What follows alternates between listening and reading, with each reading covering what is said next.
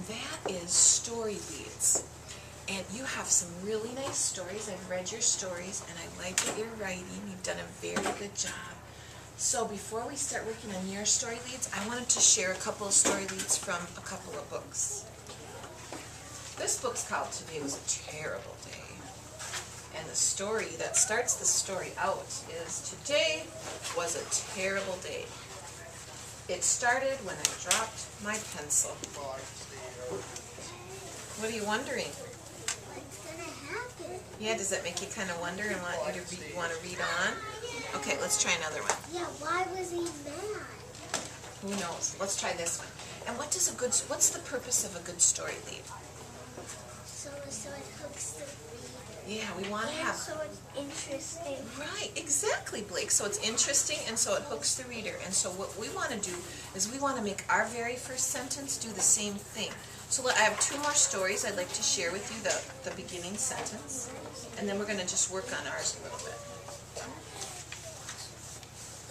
This story is called Alexander and the Terrible, Horrible, No Good, Very Bad Day.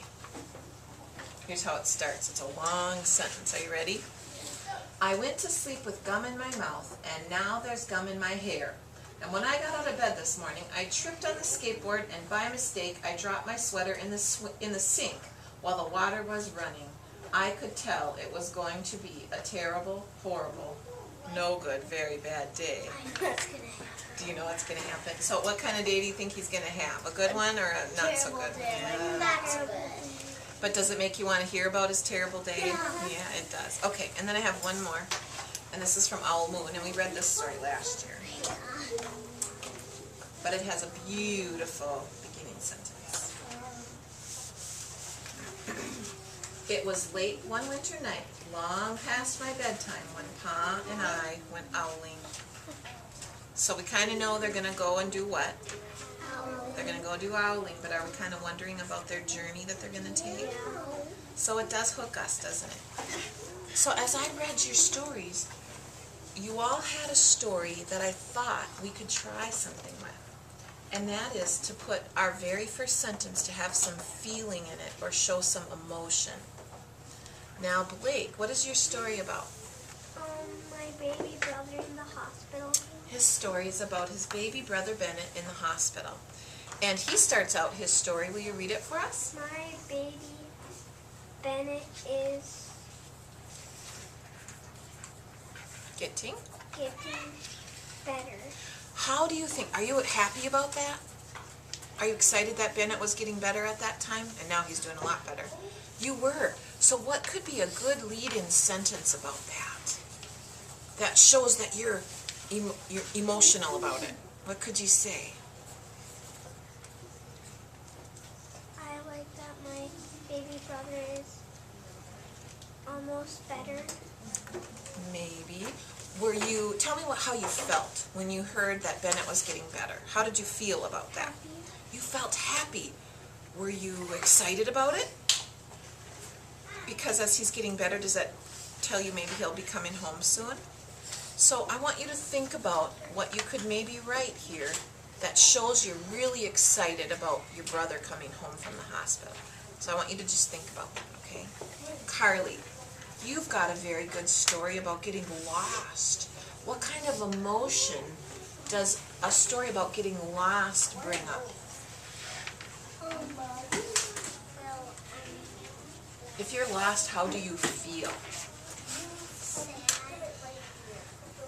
Anything else that you feel when you're lost?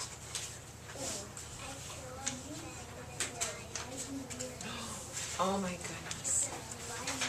Oh my goodness. So I want you to think about a first sentence you can write right here that has some emotion or feeling to it. Think about how you'd feel if you really were lost. And we'll just write it right up here and add it in. Okay, you think about that. All right, Sadie, what's your story about?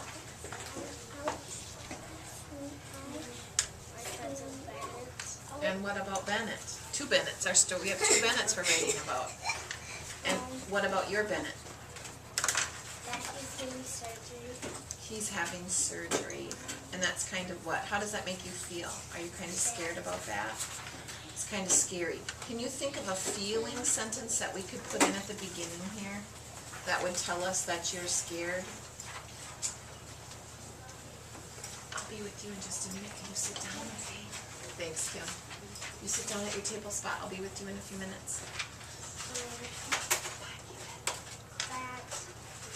How did you feel when you found out your cousin Bennett was going to have surgery? You felt sad. So what could we say that would show that you really are concerned about your cousin Bennett?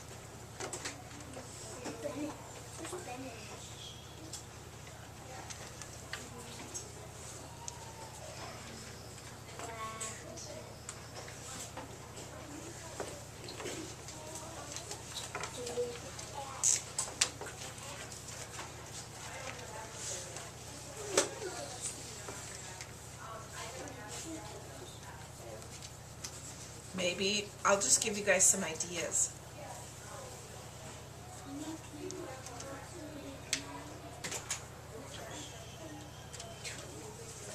I was concerned. Does that kind of show a feeling or worry?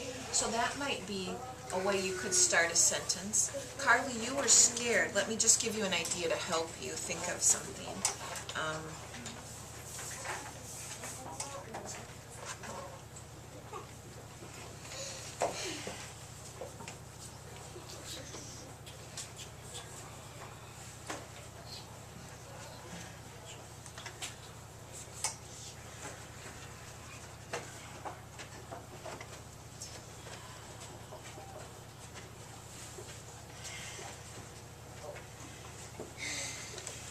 Trying to think of which word I should use here. Here, for Carly, here's what I have.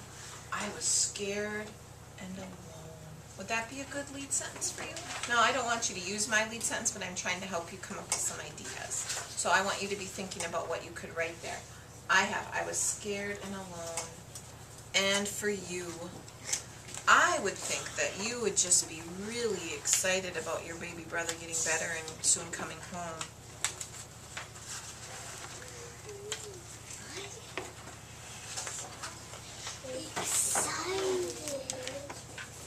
I am so excited.